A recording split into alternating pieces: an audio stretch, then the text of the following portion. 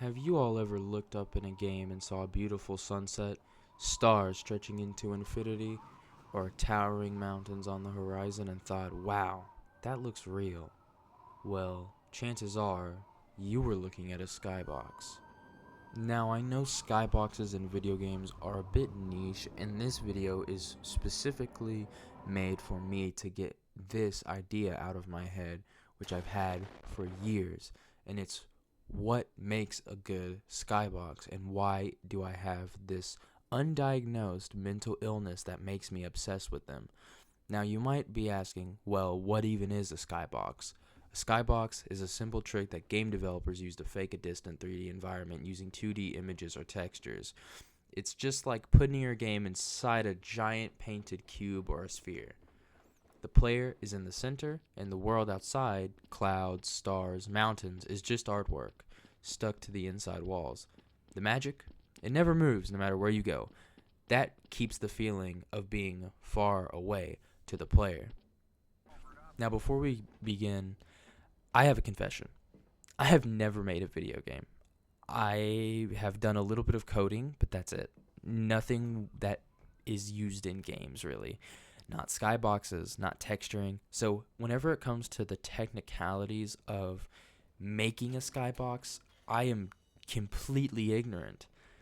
But I'm not here to look at it through the lens of a developer. I'm here to look at it through the lens of a player. What will the player of the game see? And how do skyboxes add or even intensify atmosphere?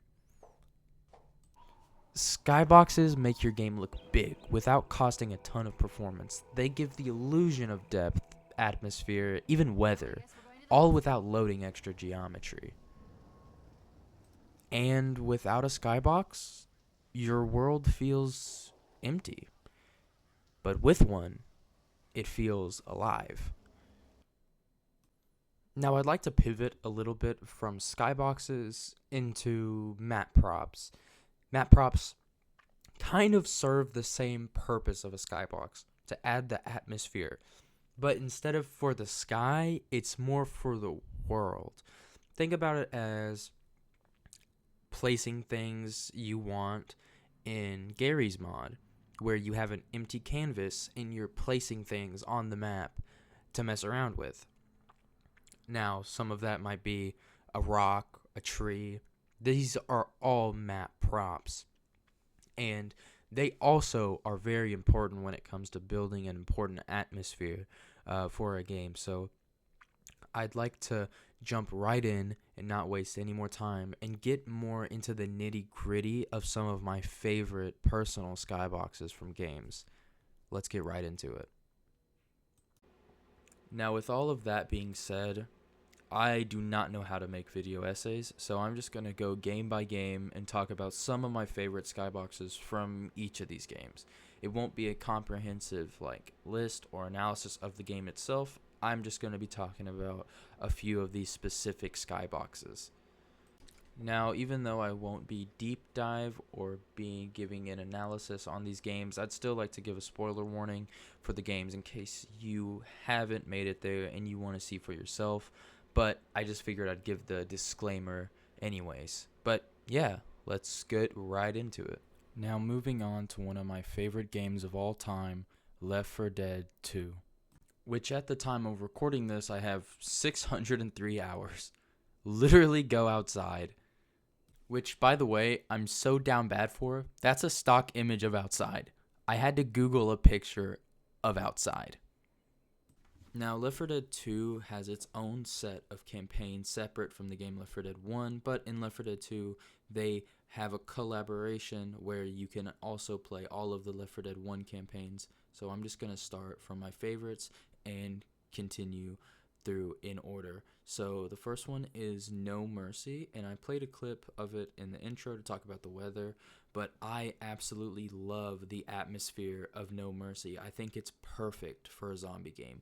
This very dreary blue urban environment with a towering hospital in the back that's your beacon of where you're supposed to go to. And the developers didn't have to add this, they could have just left it out, but it's a physical thing you can look at and see, like, that's my objective, and go to it. It's very cool.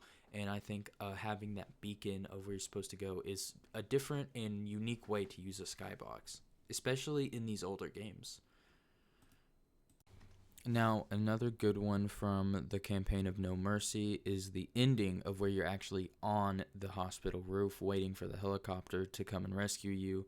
And man, just looking out on the mountains that surround you on all sides, and the moon, and this just gorgeous backdrop. And I think that the city from like on top of the roof looks way bigger than it actually feels in the game. Like, this is obviously not a real city. It's based on a real city, but it's not actually one. And I think like the overuse of the structures makes this a better skybox, just because there's so many of them that it seems unrealistic, but it's very pleasing to look at. Another skybox I always remember from playing Left 4 Dead 2 is Death Toll, specifically the Death Toll finale boathouse. Now, before we get to it, the next campaign in line is Dead Air, which is back to another city, but instead of having a dreary blue color palette, has more of a red orangish color palette, because most of the city is on fire. Now, keep that in mind, because in this finale, you can look across the water and actually see the Dead Air start of where you're traveling. Now, again, this ties back to what I said about No Mercy, where you have the object in the skybox that you're traveling to, this one being a whole nother campaign, and again, the developers using the different skyboxes in the game to signify like where you're going, and maybe give you even a little bit of what it might look like. And I think that is very awesome and incredibly useful to the player, because we're always taking in information.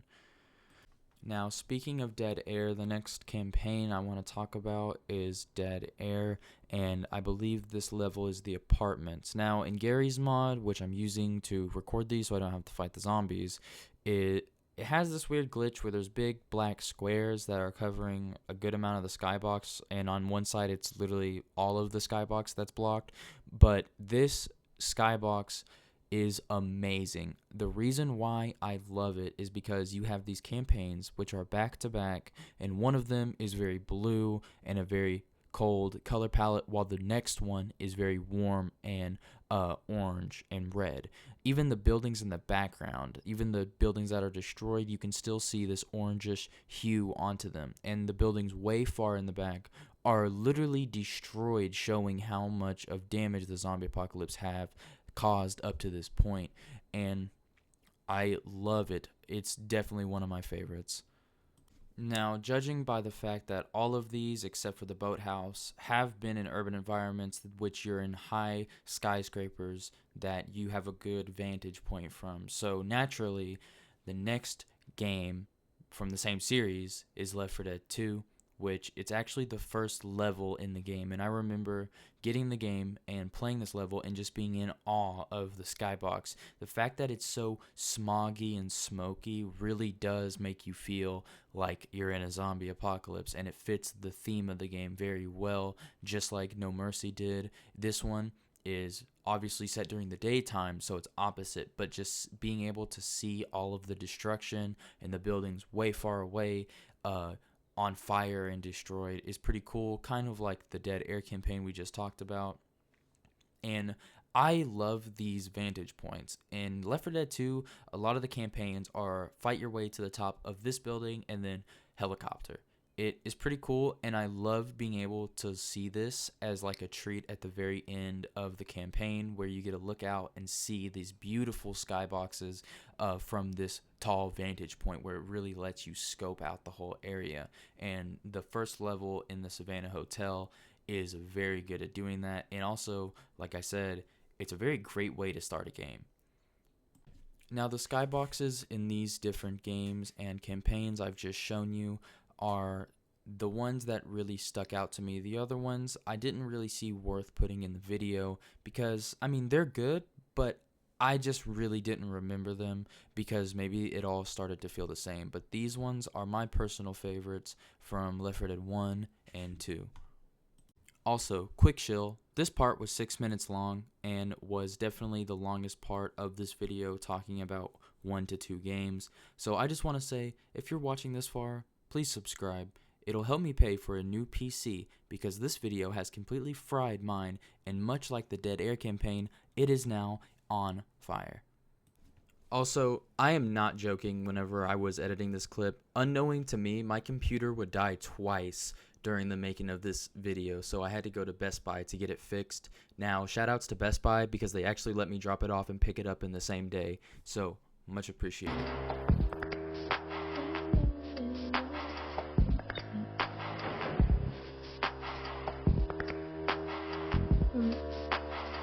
So, GTA 4 being one of my favorite games, you play as Nico, who is an Eastern European immigrant who yells "Suka bliet" at every bastard he encounters in his journey through Liberty City, which is pretty much just New York City. Now, first I wanted to talk about one of my favorite games of all time, being Grand Theft Auto 4. Now, I know that the driving in this game kind of sucks, but I think this game has very good skyboxes, being set in New York City, being able to see the city skyline, and also at night it looks very nice being able to see all of the city in the distance. But I think it's interesting to note that I don't really consider this one a skybox because you can go to all of that eventually. Even the islands like way far away from the player. You can still visit those later in the game. So I don't necessarily know if I should count this, but I just wanted to talk about Grand Theft Auto because I think that being set in New York City and having all of the lights, especially at the nighttime, and being just surrounded by these imposing skyscrapers is a very cool, very nice urban environment. Now, the skyboxes in GTA 4, I'm not going to say they're entirely skyboxes, considering what I said earlier.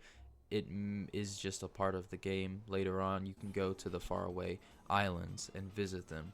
But that happens later in the game, and I'm more specifically talking about the first island, the first part of the game. Having these just very big, imposing skyscrapers and looking down on the player. And at night, whenever all the windows are lit up in each building, it really does create a great atmosphere for the game, being obviously set in New York. There's a lot of people, very dense, and yeah, I just really enjoy these skyboxes, and I wanted to add a reason to put them in the video. I don't really know what else to say about Grand Theft Auto 4 skyboxes besides I just really like them and I really wanted an excuse to put them in the video. I love the New York City skyline and the very, like I said multiple times, urban environment and also very dense city planning and structures.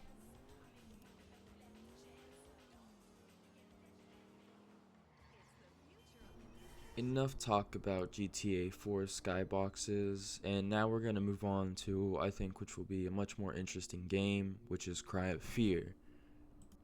Now, Cry of Fear, being played by a sad Swedish man in Sweden, you don't necessarily need the skyboxes in this game, since the monsters sort of already give the game a lot of atmosphere, but man, if these skyboxes don't really speak to me, they are incredible. The low poly models of the city, for example, in the distance is just amazing, combined with the low textures and the higher quality of the gun models in the game. I love the contrast. There's this one specific part where you fight your way through the streets of, I believe it's Saxon Avenue, and you go to this port, and there's a destroyed car, and it's almost like a waterfront to this lake, and you can look out in the distance and see these buildings. And the developer went around Stockholm and took photos at night of the city and decided to put them in Cry of Fear. So we're actually looking at a real picture of Stockholm in Sweden.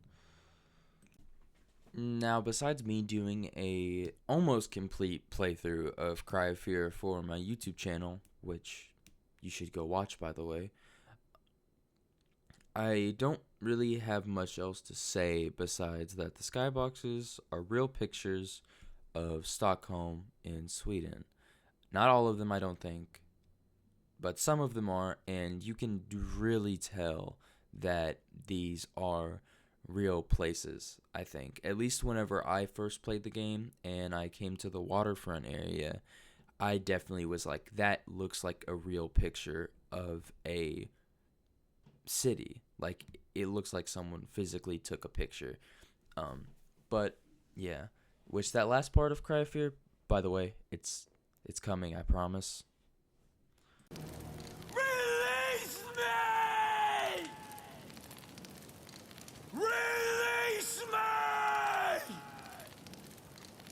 Also, quick side note, sometimes for me the skybox would glitch out and would just be a stretched and mirrored version of what I'm seeing. Don't really know how that happened, but I figured I'd mention it. It caused a really trippy effect, and I noticed this especially going up to meet Sophie right before the Carcass boss fight. Also, another quick skybox I want to talk about is this one in Black Ops 2, where you are cosplaying as a salamander and sticking on walls in this like heavy rain and mountainous area. It just looks fantastic, and I'll just let you all see for yourself.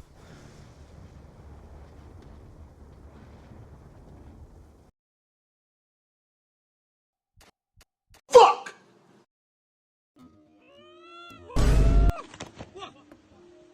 Also, I just noticed that his name's Fulcrum, the guy you're swinging across the mountain with.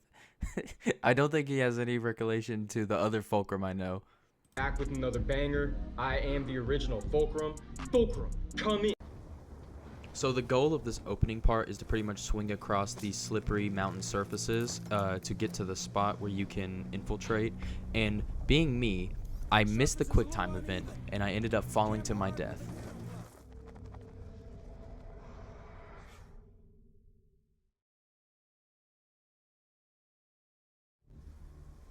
I love this skybox specifically because the very background mountains are almost silhouettes because of the fog and the heavy rain that's happening during this level. It looks amazing.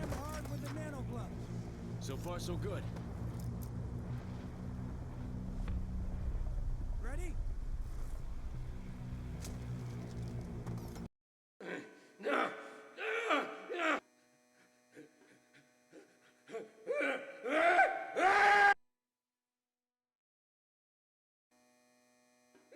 Let him go! Hey!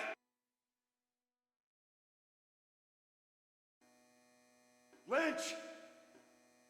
I'll fucking kill you! Next game I'm talking about is Kane and Lynch 2, which is set in Shanghai, China, where you play as a schizophrenic who's in Shanghai to do some dirty gun deals with his pal Kane to make some money. And dirty is definitely the right word to use because this game looks absolutely filthy with the camera effects and even the skyboxes looking foggy and sickly. It looks so amazing, and I think it really does add to the game itself, and it really helps build this atmosphere of being in this disgusting and not totally right world. My favorite skybox in the whole game is either going to have to go to this or the other one I'm going to talk about, which is the helicopter mission. But this one is where you go through this TV store and you end out back on the streets and you can just see the air, how sickly it looks, how thick and foggy it is. And also with these neon advertisements just breaking through, it looks amazing. Shit down! Grab a gun! I need a fucking gun! Down the street. Hell, I don't know. All right, let's go. Before they get reinforcements.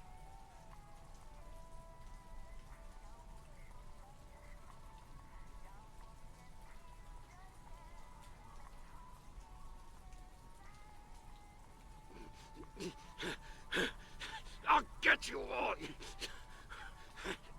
Hunt you down. Kill you. Your mother. Your wife. Fucking piece of shit. Now, this game being old, the skyboxes in the background are actually just PNGs, pretty sure to save resources. But man, they look so good. Seriously, this disgusting world in Shanghai just looks so good for the game, and it fits very well with the theming.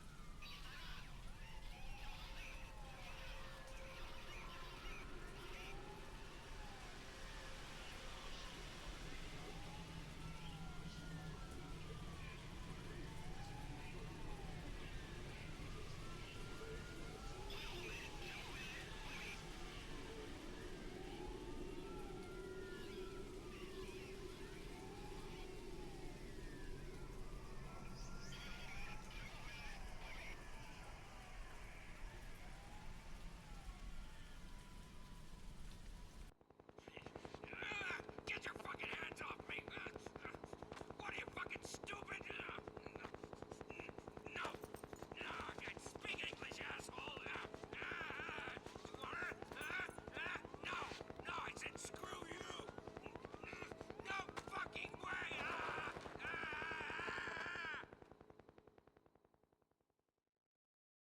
还有作业，给我快一点！我讨厌飞行，我饿了，没吃早饭。操你的外国人，总以为自己是很酷，是不是？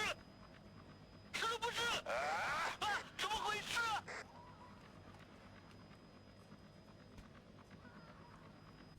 So whenever I was talking about the helicopter part, it's in the chapter of airstrike, and this part makes the air look sickly. This thick smog just everywhere, even among the helicopters. It looks amazing combined with the buildings in the background. It's almost like a sea and these little buildings popping up underneath the waves. It looks amazing, I think, and to have these bright lights breaking through the clouds, it really adds to this skybox.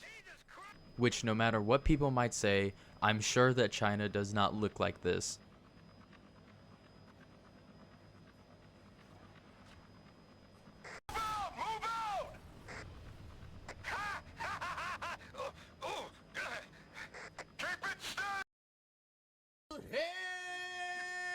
Oh my God!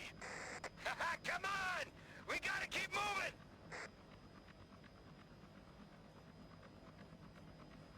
Also, I just wanted to say shout outs to China, one of the best countries I know, has such a rich history, and I'm kind of saying this so my credit score goes crazy, but shout outs to Xi. So, about 20 minutes ago, I asked you guys a question, which was what makes a good skybox. And after seeing all of these clips, I think I finally found my answer. Now, I love skyboxes that incorporate some kind of weather, whether it be rain or clouds. I just love the atmosphere that it brings. Also, if the skybox has buildings and like a city skyline in it, it looks really nice. That's why I showed a ton of GTA 4 footage and Left 4 Dead 2 footage, because I think they both fit under that category very well. But I think we have found the answer, or at least my personal answer to what makes a good skybox.